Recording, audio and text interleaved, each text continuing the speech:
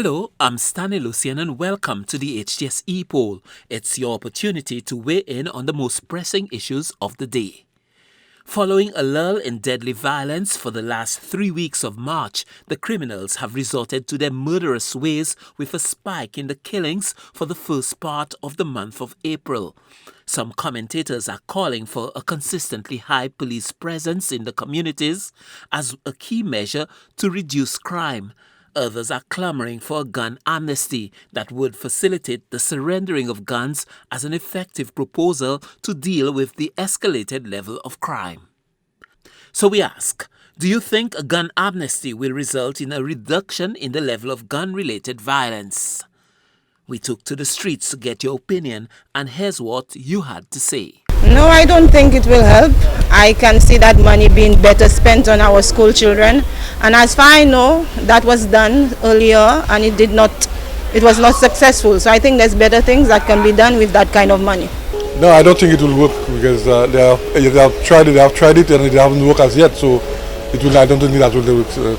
The best thing to do is just look for the criminals. Yeah, the guys used to bring the old gun in and they still get money. Like what they get, they bring, and they just bring it and they get paid for that. So that kind of work, man. That kind of work. Well, that will not work, brother, because they have markets for that. You understand? The government will not want to pay the people the price for their gun.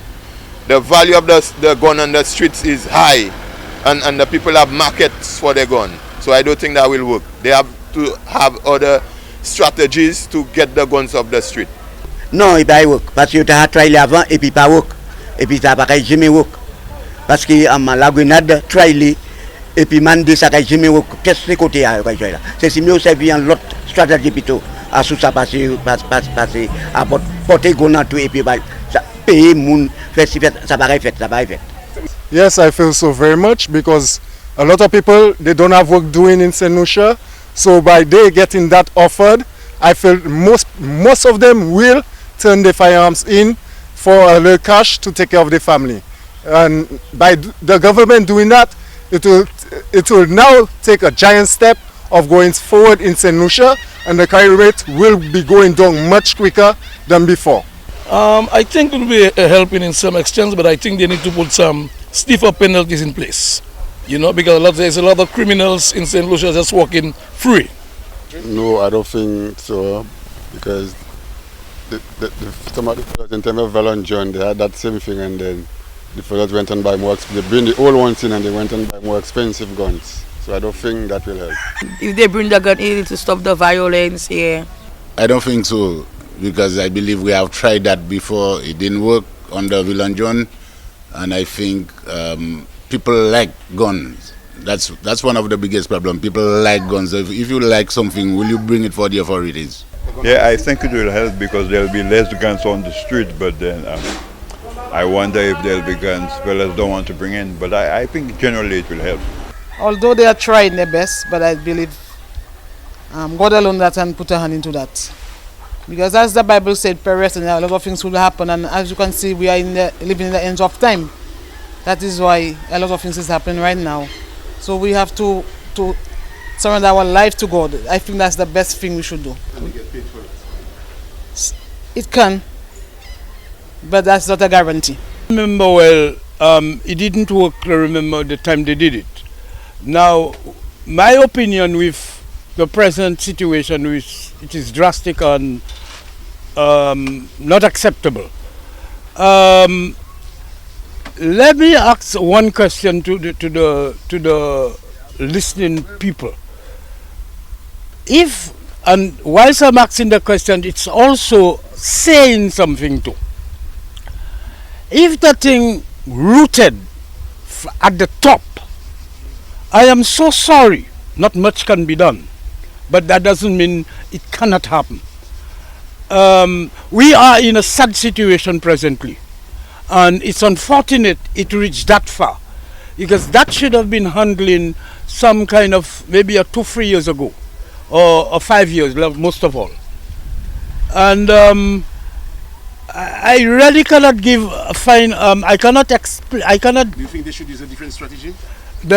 Of course, there should, of course. Of course, a different strategy. But I am saying, with the different strategy, if it starts from the top, it is unfortunate. Yes, the gun amnesty should help at this time, because I should attribute the crime situation to an economic standpoint where persons are frustrated, and the economy is not that it's doing bad, but it's not doing as expected. So a gun amnesty with persons being compensated for illegal firearms should help to bring down the level of crime in St. Lucia right now. Oui, moi crois ça. Moi crois ça quand il y a des situations, puis on est bail la calgaille pas bon pour l'air. Si on fait ça, moi crois ça quand il y a un bon bagage pour des situations. No, I don't think it will work because it has been crime rate high, very high. They try so much things to do it, but I don't think it will work. Because I believe if the person wants to do the crime, the person will always do the crime. It will not solve it. Even though you pay the person, it will not solve people doing crime. People want to do crime, they're doing crimes. Thanks for those responses. And now to our new discussion. The leader of the opposition, Alan Chasney's recent statement on the risk to St. Lucia's Citizenship by Investment Program, CIP, as a consequence of the current administration's policies has been dismissed by Prime Minister Philip J. Pierre as fear-mongering and pure political mischief. Pierre says his administration has taken steps to strengthen St. Lucia's CIP to make it one of the more robust in the region. Prime Minister Pierre says there was no hint of a threat to St. Lucia's CIP in his recent meetings with representatives of the European Union. However, a few years ago, Caribbean nations with CIPs were accused of engaging in a race to the bottom in their efforts to attract investors. Last year, St. Lucia's CIP fell short of its target, earning slightly less than $50 million.